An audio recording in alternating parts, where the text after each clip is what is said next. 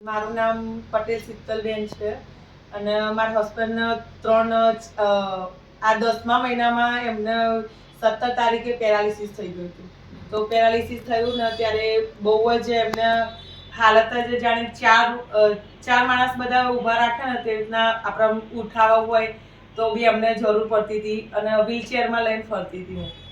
તો ત્યાં આગળ તો હવે હું ચાલવા લઈને જતી હતી પણ હાથ પકડીને જ ચલાવવું પડતું હતું. જોડે બે જણ તો જોઈએ જ.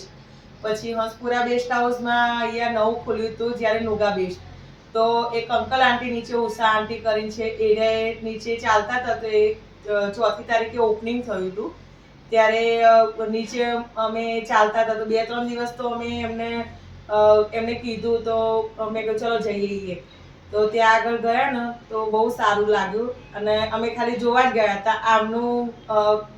એમને નુગા બેસ્ટમાં ગમ્યો તો પછી મેં મારું બી એમને નુગા બેસ્ટમાં ત્યાં આગળ પ્રોપર અમે થેરાપી લેવા ચાલુ કર્યું. તો થેરાપી લીધા પછી એમને હું હાથ પકડીને જ લઈને જતી હતી.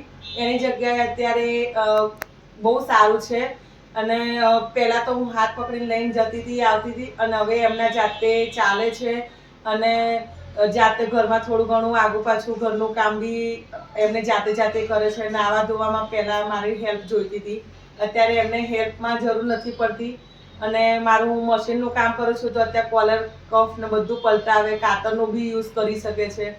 અને ગામડે ગયા હતા અમે 45 કિલોમીટર અમારું ગામ થાય છે, 45 થી 50 કિલોમીટર. તો ત્યાંથી બી મને એક્ટિવા ઉપર મને ખુદ બેસાડીને મને લઈને આવે છે અને એ જાતે હું અત્યારે ઘરમાં બી કામ કરતી હોય તો નુગા બેસ્ટમાં જાતે રોડ ક્રોસ કરીને બી જઈ શકે છે. અને છે ને કાનમાં રસી આવતી હતી તો કાનમાં રસી આવતી હતી તો પહેલાં અમે મેટ ખરીદી. મેટમાં એમને ઊંધા સોડાઈ અને કાનમાં રસી જે આવતી હતી ને એ કાન જોડે રાખ્યો હતો.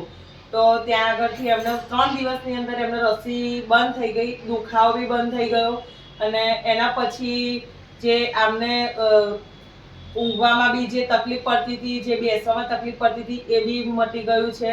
અને 20 દિવસની અંદર એમને બી ચાલતા થોડા એમના જાતે ચાલતા થયા અને 30 દિવસની અંદર એમને થોડું ઘણું એમને વધારે રિલેક્સ લાગવા મળ્યું. ઇમ્પ્રુવમેન્ટ બી આવ્યું હતું પણ પછી એમને મટી ગયું. થોડું દુખાવો થતો હતો, એમને પગમાં બહુ દુખાવો થતો હતો. પછી એમને થોડું ઓછું થયું 2 દિવસ પછી અને એમના જાતે ચાલવા માંડ્યા. પછી એમને બ્રેસલેટની અંદર અમે બ્રેસલેટ લાવ્યા ને ત્યારે એમને બ્રેસલેટમાં થોડો થાક જે લાગતો હતો ને અંદર એ થાક ઓછો થયો. અમે જો અત્યારે મેં મારા છોકરા માટે બી લીધું છે, મારા માટે, મારા પરિવાર માટે, બધાના માટે, દિયર દેરાણી, મારા હસબન્ડ, છોકરા માટે બધાના માટે અમે બ્રેસલેટ બી ખરીદ્યા છે. અને એના ફાયદા બહુ બધા છે કે કાનમાં જે રસી આવતી હતી મારા દિયરને એ કાનમાં રસી મેટ તો મેં પછી લીધી પણ પહેલાં બ્રેસલેટથી એમને બહુ સારું લાગ્યું. પછી મેં વિચાર કર્યો કે મારે બ્રેસલેટ લીધું છે તો આટલું સારું છે તો હું મેટ બી ખરીદ્યું.